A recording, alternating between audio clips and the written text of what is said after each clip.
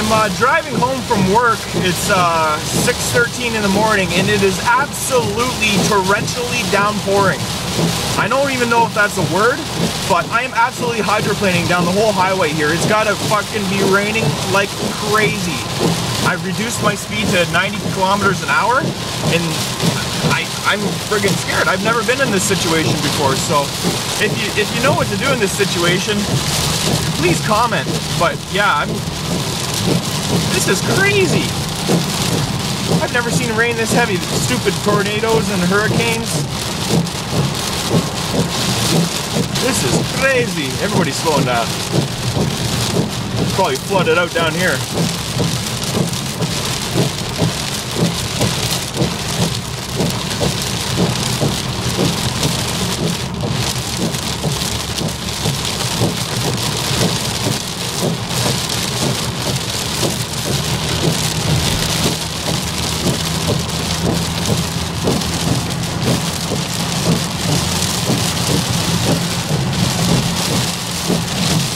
Holy shit.